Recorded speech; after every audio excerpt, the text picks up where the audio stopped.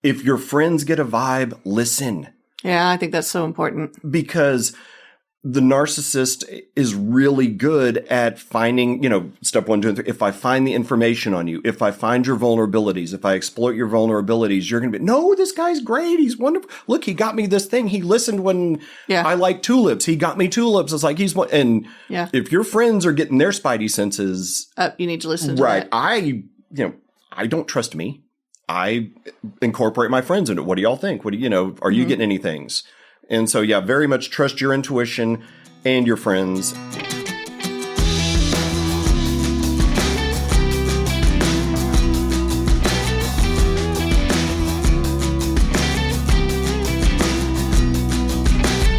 Hey, you guys. Welcome back to the Dr. Crockett Show. Happy Tuesday. Thanks for joining me today. I've got a wonderful show for you, and there has been so much interest for this topic. I know you're going to love this conversation we're going to have with my special guest, Jim Denning. Jim is at LPC, and he runs the Denning Center in San Antonio, Texas. And I am so excited to have him on the show today because we're going to talk about a very hot topic right now, narcissism. So welcome. Thank you. I wanted to point out that you are an author. You've got your book, Make It to Midnight. You're an expert in suicide prevention. Correct. That's kind of your heart. Yeah. Started out as my niche, and now I've migrated into helping women avoid narcissistic relationships.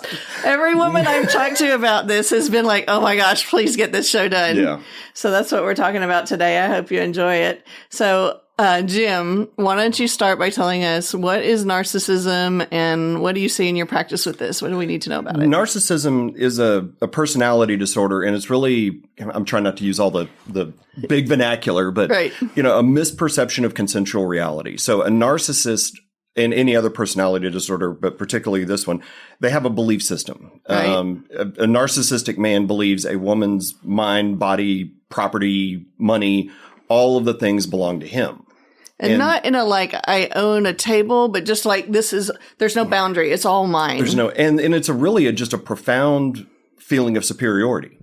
And so, of course, I'm superior, so you should bow to me and you should acquiesce to me and you should always do what I say. And if you have an opinion that is different than mine, then you're wrong. Right. And that's really, I've got a definition here. Says, since narcissists deep down feel themselves to be faultless, it is inevitable that when they are in conflict with the world, they will invariably perceive the conflict as the world's fault. Exactly, right? And so you get caught in this trap where I am always right, I am never wrong, and if you believe that I am wrong, then you must be punished or coerced or convinced that you are wrong. Well, so this falls into my world. For those of you just joining us, I am an OBGYN, and in particular, I'm a surgeon. I'm a GYN surgeon in San Antonio, Texas. And, surgeons are notorious. We are notorious for being narcissists. And, it's built into our training. We're not allowed to be wrong. So, of course, it attracts people who have that mindset, and you want your surgeon to be meticulous and always right. But we just tend to see a lot of that personality thing overflow into my specialty. It's interesting. Well, and a lot of people with narcissistic tendencies also elevate to positions of power. Right. Because they're looking for a situation that validates what they feel. Okay. If I feel superior, then I need to be superior. Unfortunately, a lot of times they'll go into military or law enforcement where that's kind of fostered. Yeah. And then which is fine, but except they bring it home. Where it really becomes a problem. Right. Because then it turns into a relationship issue. Correct. Which is really the fun part of what I wanted to talk with you about today, right? Yeah. So we're going to talk about this thing about pathologic love relationships. Right. Did I say it right? Yes, pathological love relationships. So this is a new term to me. Yeah. And, I know DSM from way back, but I don't keep up with things like that. And so I'd never heard this term pathological love relationship. But in your world, this is something that's almost synonymous or is synonymous with a narcissism and a codependent pairing. Right. And so, so somebody in, a narcissistic relationship or a pathological relationship, something pathological is obsessive and compulsive, not I guess it's kind of like obsessive and compulsive disorder, but you can't help it. They're pathological, a pathological liar, a pathological cheater, a pathological gambler. They cannot control their compulsion to do so. Okay. And so the person that's the narcissist has the pathology. the person who is the partner of the narcissist gets caught up in, for lack of a better phrase, their distortion field, their artificial reality. Yeah. And so if the narcissist feels they're superior, then they will continue to punish, berate, coerce the person they are with to believe that with them. And so they will make them believe they're inferior. They're never going to find anybody else. The emotional roller coaster, keeping them constantly off balance. The gaslighting. Oh, gaslighting is, and it's the gaslighting is, I mean, if you haven't seen the movie Gaslight, where the term gaslight comes from, it's a phenomenal movie. And it's basically the guy is just intentionally trying to make his wife think she's crazy so he can inherit all her money. Because if she passes away, the money goes to the relatives. Yeah. But if she goes to an asylum, he gets to keep the money. So he spends the whole movie trying to make her think she's crazy. Oh my gosh. And it's a phenomenal movie. But that's what, the problem with the narcissist is they believe it. And that's where really people get stuck, is that the narcissist actually believes these things. They think they're superior. They think they're better than everybody else. And when the world doesn't believe them, they get frustrated. And that frustration comes out as anger or manipulation, rage, physical abuse, all kinds of stuff. Because if that facade collapses, their entire world has collapsed. Yeah. So, and they've also got a very profound fear of rejection. So they've got to project this facade out into the world that they're greater than they are. They have more money than they have, or more famous, whatever it happens to be. They're projecting this facade. And then they come home and take all of that negative energy that and dump it on everybody else. So this sounds like a horrible type of thing. And, from my perspective as a gynecologist, I'm dealing with women all day. Mm-hmm. So, and I have a lot of husbands that come in. I get to see a fair number of couples, and it's interesting because it's usually around surgery, which is kind of a stressful thing. Yeah. And so it's fascinating for me to see the couples that come in. But I see the women so often, so frequently. This looks like it's kind of happening. And so I was wondering what you think about, or what you see in your practice about, is this something that's increasing in our society? Yeah. Is it something that it's always been there, but we're just learning more about? What do you think's going on with the trending? I think it's just a boundless sense of entitlement. And I think there's a lot of, debate of how social media plays into it, getting likes and things like that. Yeah. But it's also just, lack of discipline, lack of, being told no. The research that I've read or looked into is that, a narcissist, it requires two components. It's nature and nurture. You have to be born with the brain structure of a narcissist, but you also have to be brought up in an environment that fosters that brain structure. Interesting. And so, when I was growing up, or, generations before, discipline was yes, ma'am, no, ma'am, yes, sir, no, sir. Yep. Everything was very solid. As that's kind of deteriorated, the narcissistic mindset of entitlement has kind of blossomed. So I think the physical brain structure has always been there, but it's become more pervasive because of that. And you can see it. The most fascinating thing, and I don't have research to back this up, it's just the observations, is if there's a family, you can see the genetic trail. Grandpa was a narcissist, dad was a narcissist, and it follows, the genetics follow. People blame it a lot on conditioning, but it hasn't been. And so I'll see, like, if there's a husband and wife, the husband's a narcissist, the wife's not. If they've got two kids, one of the two kids generally has narcissistic tendencies, and the two narcissists will kind of form a pack and control the other two. Oh my gosh. It's really interesting. And Wow. I've gotten to, where I can call it now. Just somebody comes in and is like, what other of your siblings is like, it's my sister. She, so it's very predictable now, or very, you can see it very clearly. Yeah. Which gets us to our next question, which is, golly, God help us all. Like, how do we protect ourselves from this? And how do we keep from falling into this? Like, how do we identify it? How do we look at ourselves if we are that codependent side, or how do we identify if we're the narcissist? Somebody once told me that if you're asking that question, you're not. That really is it. If you are asking yourself, am I a narcissist? No. Probably there's just no self-reflection. Because if you think of the definition, a narcissist cannot be wrong. A narcissist cannot have flaws. Narcissism is a flaw. So if they are asking the question, they are open to the idea of having a flaw. And it's not going to happen. Which is impossible, yeah. Okay, so tell us some red flags. Tell us how to protect ourselves. Yeah. And it's, two things that are really, really important to know about narcissists is they never, ever give up, and they never get tired. And that is the hardest thing so before we go into the, the stages and identifying them, it's like, a narcissist, I've had clients where, the husband or the boyfriend or whatever has been wonderful for 2 or 3 years. And as soon as the ring goes on, the switch flips. Yeah. And it's almost, I don't think there's really a definition as far as, because there's some that are impatient. There's some that are, if you're not getting what you want in the first free, they're gone. But then there's the other ones that are just, it's almost like a game, like a predatory game to them. They have to get to it. But in the early stages of dating, I've just kind of compiled some things here. Don't reveal too much about yourself too quickly.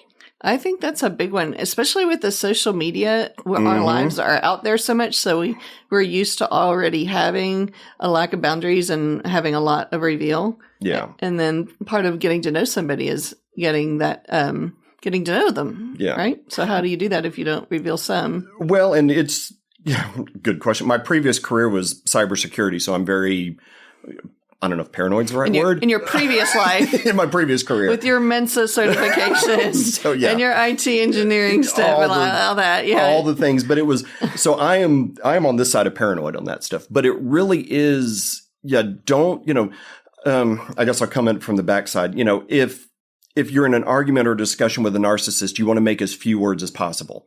No is a complete sentence. Okay. And so, because if you give them more information, that's more ammunition. So when you're first meeting somebody and you're dating, before you really figure out what you're dealing with and get a little bit further in, you need to be really cautious about trusting them and letting them fully in. Because anything can and will be used against you in the court of narcissism. Okay. And so they are very good at, because the narcissist is not interested, they want to take your soul. I mean, that's really what it comes down to. They want your soul. Wow. It is, well, neurologically, there's an exchange of dopamine and serotonin. If I dominate somebody, if I get serotonin and dopamine like a drug. So if if I dominate somebody's soul, I'm doing that. Yeah. So revealing too much, and it's really just. That's what narcissistic supply is, by the way. Yeah. That you're supplying them with that. Whatever they need to bump up their dopamine and serotonin. And this is where, the love bombing comes in. If you give a lot of information, then they're coming at you with all the things. Second one, take it slowly. Don't loosen your boundaries too soon. And watch for their reactions when you put on the brakes. Like when you tell them no. That is a huge one. It is a huge one. And, in the beginning of a relationship, especially, you want to be accommodating and pleasing and you don't want to say no or, but it is an interesting little test point. Like even on something super simple, like, do you want to go, I want to go to, this place to eat. No, I'm not up for that tonight. Just pushing that a little bit to see what happens. Yeah, splitting the check or whatever, because narcissists have this crippling fear of rejection. And so no is rejection. And again, that's where no is a complete sentence. Took me a long time to learn that. Yeah. I've got it down pretty well. But if you say, if you're out on a date with a narcissist, it's like, hey, do you want to go back to my place? And you say, no, I'm really not feeling it tonight. I got to wake up early in the morning. Okay, I've got something to grab onto. Oh, I won't be there that long. But if it's just no, the fewer words, the better. That makes sense. And err on the side of they are narcissistic or at least emotionally immature. If we're not going full pathology. Let's be kind about how we're saying it. So we're not, you can't really diagnose somebody with a personality disorder if you're not a psychiatrist or a psychologist or a counselor and they're not your client. and I've been wrong. Yeah. Even then, I've got the license and I've been fooled. Yeah. I end up in front of in a deposition and all the demons come out that this person neglected to tell me. And so, it is. Yeah. So no, they're very good. Yeah. And then the last one there, trust and honor your intuition. And I'm going to add to this one, use your friends. If your friends get a vibe, listen. Yeah, I think that's so important. Because the narcissist is really good at finding, step 1, 2, and 3. If I find the information on you, if I find your vulnerabilities, if I exploit your vulnerabilities, you're going to be, no, this guy's great. He's wonderful. Look, he got me this thing. He listened when I like tulips. He got me tulips. It's like if your friends are getting their spidey senses, you need to listen to that. Right. I don't trust me. I incorporate my friends into it. What do y'all think? What do are you getting any things? And so, very much trust your intuition and your friends. And then, there is a phenomenal list of, it's the Bill of Rights for adult children of emotionally immature parents. So cool. Really, it's, I use it kind of as a barometer a lot of times because people who have never been in a narcissistic relationship or never had narcissistic parents or anything, they hear this list and they're just like, yeah, that makes sense. But people who have been subject to it, they hear the list and there's always some kind of visceral reaction to it. Like, oh, I have the right to say no? Oh, yeah. That's a thing? Yeah, because when you're in a narcissistic relationship, especially with a narcissistic parent, you're taught never to talk back, never to say no. You're not allowed to have that autonomy. Right. And it's often a punishable fault. Like I see that again and again. Okay. So anyway, I'll just read through them real quickly. Wait. I'm gonna put the link for you guys for the book there. I'll put a link for your book also down below in the YouTube notes. And then, and we're going to put the individual things, the individual Bill of Rights things. We'll have our editor put them on the screen for you so you can see them. That'll work. Okay. All right. So the right to set limits is the first one. Okay. I have the right to set limits on your hurtful or exploitive behavior. I have the right to break off any interaction in which I feel pressured or coerced. I have the right to stop anything long before I feel exhausted. Wow. I have the right to call a halt to any interaction I do not find enjoyable.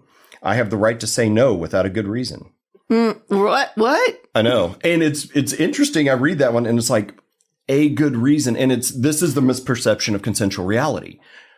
Your definition of a good reason and my definition may not be the same. Yeah. It doesn't matter. Uh-huh. Your definition. And so it's good for you. Yeah. My definition of a good reason is because, again, that's when you add something to the tail end of, well, I don't want to go home with you because I have to work tomorrow. That's a good reason. But they'll come in and attack that. Yeah. And so it's, holding firm. And it really is a lot of boundary things that, the hardest part about boundaries is you continually have to reinforce them. And if you're reinforcing them with somebody, there's a flag. So if you're reinforcing the boundaries over and over again, there's a flag that needs to be like tattooed on every woman's forehead. Okay, keep going. The right not to be emotionally coerced. I have the right not to be your rescuer. I have the right to ask you to get help from someone else. I have the right not to fix your problems. I have the right to let you manage your own self-esteem without my input. I have the right to let you handle your own distress. And I have the right to refuse to feel guilty. And wow. Yeah, I'm just going to read that to me again. Wow. The right to emotional autonomy and mental freedom. I have the right to any and all of my feelings. I have the right to think anything I want. I have the right not to be ridiculed or mocked about my values, ideas, or interests. I have the right to be bothered by how I am treated. And I have the right not to like your behavior or attitude. This one's really important because one of the tools of the narcissist it's called identity management, and it's managing your identity. Anytime that somebody who, if they're with the narcissist, anytime they do something good, they do something exceptional, they do something that elevates them, whether on purpose or on accident, has to be shut down because the narcissist reality is I am superior. And so, if you got two people together, Joe and Jennifer, and Jennifer's a teacher, and she comes home one day and says, I really connected with this kid. I really made a difference. Yeah. He'll say something like, really even insignificant people can make significant things every so often. Or, well, that's just one kid. How many do you teach in a day? Yeah. Anything to diminish the success. And it's just keeping that identity suppressed. Wow. And so, but it works. Yeah. Sadly. I have the right to choose relationships. Okay, so this one is important because if a narcissist is trying to control your perception of reality, my biggest threat to your perception of reality is other people who live in reality. Right. So I want to isolate. I want you away. If your friends contradict me, I don't want you hanging out with them anymore. So this one crosses the line into signs of abuse that we are trained as a gynecologist to see, with women, human trafficking and all of that. And of course, narcissism is going to cross over that. But that's a big, big red flag when somebody's trying to isolate you, control your phone, control your money, control your access to your friends, how you leave the house, who you spend your time with. Yeah. That's not normal in a normal trusting relationship. No. So the subcategories of those, I have the right to know whether I love you or not. I have the right to refuse what you want to give me. That's a big one. Yep. I have the right not to be disloyal to myself just to make things easier for you. I have the right to end our relationship, even if we're related. Oh, That's a big one. that is a big one. I have the right I have the right to not to be depended upon. I have the right to stay away from anyone who is unpleasant or draining. And then the right to clear communications. I have the right to say anything as long as I do so in a nonviolent, non-harmful way. I have the right to ask to be listened to. I have the right to tell you my feelings are hurt. I have the right to speak up and tell you what I really prefer. I have the right to be told what you want from me without assuming I should know. Rewind that one. Yeah, that one's, well, there's two really in there. The right to clear communication is, that is the thing is if you leave out, the silent treatment's a big one. I'm angry at you and I'm not going to tell you why. And I'm going to let you just stew in it and try to figure it out for yourself. Yeah. And if you're a more of a people pleasing type of person, you're going to want that to end as soon as possible. And so that's a real big coercion thing, letting people fill in those. That's a real big manipulation technique. Interesting. Just tell you enough information for you to kind of start perseverating and stewing and feeling awful. Yeah. And then coming back and groveling. What did I do? What's going on? And these are all, if you look at them externally, they're all control mechanisms. They're all, I am defining what is success, what reality is, I'm defining what's right and wrong. And all this time, I'm just chipping away at your autonomy. In your identity. Everything. Yeah. And then I can reconstruct it how I want. That's fascinating because they don't go to school and learn these things. No. It's just in them. No. Sadly, there are people who teach classes on this. Oh. Yeah. Not how to avoid it, but how to do it. How to do it. Oh my gosh, that's diabolical. Yeah, welcome to the internet. Okay, we're not referencing those in our show. No. That would be bad. Yeah. The right to choose what's best for me. I have the right not to do things if it's not a good time for me. I have the right to leave whenever I want. I have the right to say no to activities or get-togethers I don't feel enjoyable. I have the right to make my own decisions without self-doubt. And I like that last one. The two again was, I have the right to say no to going to things, and I have the right to say no without questioning myself. That's huge. Yeah. I think our viewers really need to hear that. That's one to do in the mirror. Yeah. A few times. The right to live life my own way. I have the right to take action even if you don't think it's a good idea. I have the right to spend my energy and time on what I find important. I have the right to trust my inner experiences and take my aspirations seriously. I have the right to take all the time I need and not be rushed. And, wow. Again, these are all things as you need to move faster. You need to, it's all just chipping away at your soul. Yeah. And then reconstructing it how I want. You should be ready at this time. You should do this thing this way. It's behave this way for me because this is my world and you're revolving around it. It really is constructing a prison with no walls on it. Yeah. And it's insidious. But yeah, you're right. It is. I don't know why people can do this automatically. It's still a mystery to me, but it is an automated behavior. And I think it's just they really believe that their definition of what is right in the world is the definition. Mm-hmm. And anybody who disagrees is just wrong. It's just simple as that. I have the right to put my own health and well-being first. I have the right to thrive, not just survive. That's a big one. That's a big one. So this is our first seed. So, for those of y'all just joining us, that we have the 7 seeds, the 7 topics of our show, the 7 themes. And so they go from left to right: be, heal, love, give, grow, pray, and attune. And so the B one is, how do you decide to be? How do you want to be as yourself? And that is your self-actualization. That is your self-identity. We're going to be shooting in the next couple of weeks the first book chapter where I talk about that.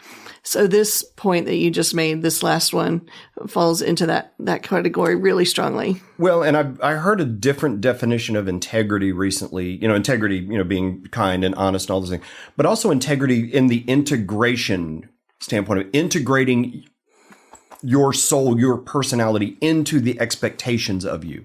And sometimes you've got to change the people who expect things of you to match who you are, not lose your own identity. Interesting. Okay. And so trying to integrate all of those things. And it's like, if I don't feel comfortable here, a lot of people growing up, I just have to deal with it. It's like, no, you don't. You can say no. Yeah. It's like one of my dad's favorite sayings. No is a complete sentence. Never liked hearing that one. And then the last one, I'm sorry, we're going through these. I have the right to take time for myself to do what I enjoy. I have the right to decide how much energy and attention I give other people. I have the right to take time to think things over. I have the right to take care of myself regardless of what others think. And I have the right to take the time and space necessary to nourish my inner world. This one, I think, is a real important one on the introvert-extrovert thing. Mm-hmm. I guess I'm an introvert. I'm an extrovert sometimes, but I need to be alone to kind of reset. Mm-hmm. And if somebody is, the narcissist person is more extroverted, well, then you should be extroverted. And if they're more introverted, well, why do you want to go out? And they can't comprehend that the way that they view things is not universal. Right. And so these are really important ones for autonomy, I believe. And then the last one is the right to protect myself. Wow, that should have been number one. Yeah. I think she builds it up to where the end is like really, this is, the thing that brings it all together. So the right to love and protect myself. I have the right to self-compassion when I make mistakes. Do I need to read that one again? I'm reading that for me. Killing me. It is. I have the right to change my self-concept when it no longer fits. I have the right to live my life without ridicule from anyone. Wow. I have the right to love myself and treat myself nicely. I have the right to be free of all self-criticism and to enjoy my individuality. I have the right to be me. That's a big one. It's beautiful. Yeah, because it's, especially if it's a child of a narcissist and then it's that pattern gets established. I think the narcissistic person, back to our early stages of dating. Yeah. The right to be me first presupposes what me is. Yeah. Yeah. And that's a lifelong journey all by itself. Yeah, that's a really interesting point. Like if you don't have a good self-actualization, or like so many of the women that I see are dysregulated, like we talk about autonomic dysregulation, where the sympathetic and parasympathetic nervous systems are out of whack from stress. And I don't mean like sympathetic, like I have sympathy for you. I'm talking about like sympathetic nervous system is your flight or fight, and gets you going. And your parasympathetic is the brake on that. That's the chill out. That's a very binary way of looking at a very complicated system. Yeah. But when we see autonomic dysregulation, we see the classic female stressed women. We see them very, very stressed, often having trouble sleeping, a lot of attention problems, but they're also used to a life of chaos where they're, especially if they fall into the more codependent category of trying to keep everybody, all the balls in the air and keep everybody calm and not yelling at them because they're not getting their way. Right. It's that walking on eggshell thing. Well, the codependent thing is the very definition of I don't know what me is because I'm dependent upon the environment to tell me. And it falls right into it's the perfect puzzle piece for a narcissist. Absolutely. They're like yin and yang, right? Well, the phrase nature abhors a vacuum. Yeah. You've created a vacuum in your identity. There is going to be somebody who wants to fill it. So, my friends and I were talking the other day about why so many women, like why we choose the bad boys or why do we choose the narcissistic? Not just the narcissistic, but why are we, so many of us attracted to the thrill seekers or the bad boys and the good guys are sitting at home and being overlooked. Like, what is that? What is that? And, I was talking with my girlfriend about it and what we decided was if our nervous system is out of whack and we're used to being in that kind of environment, then we're kind of seeking that and it's comfortable. And then when you get healthier and you get balanced and form your identity and aren't so codependent, then those people aren't quite as attractive and you start looking for the good guys. Yeah. I mean, if you look at, if you're, the dysregulation you're talking about, you equate it, I guess, to a boat in a storm and they see an island of, confidence and solidity and predictability. And, it's like, oh, that's, I can grab onto that because that's something solid and predictable and not chaotic. Yeah. But, conversely, if somebody is used to absolute chaos and absolute, they really have a hard time, I see with a lot of people who like move to San Antonio from, say, New York or Chicago or something where there's constant sound and constant stimulation. And it's quiet here. It's uncomfortable. Yeah. But you see it, I do a lot of trauma therapy, with military personnel and things like that. And a lot of people will come back from combat and come here, and it's like, you can't get on a plane in some war-torn country and get off the plane here 24 hours later and leave it there. Your sympathetic nervous system is still cranking. Yeah. They want to go back just to get in an environment that matches what they're feeling in here. So fascinating. Yeah. And so it is all, like I said, the parasympathetic nervous system, calming down all of those things, getting that confidence and establishing who we are as individuals, and then taking that and going forward and seeing where it fits and where it can mold with somebody else. And seeing the red flags. Oh, the red flags are, yeah.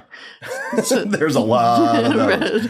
Well, yeah. Should we go through them? You want to do the red flags? Yeah. I was going to say that I think we should. I think our viewers might want to know the red. These are really more, it's conceptual. Just trying to kind of paint a picture of, because you've got, chameleonic is a good word. Narcissists are very good at contorting to certain situations because they're predatory. Yeah. And so they're going to be predatory by nature. So they're going to contort to these things. But there are some eminently predictable traits.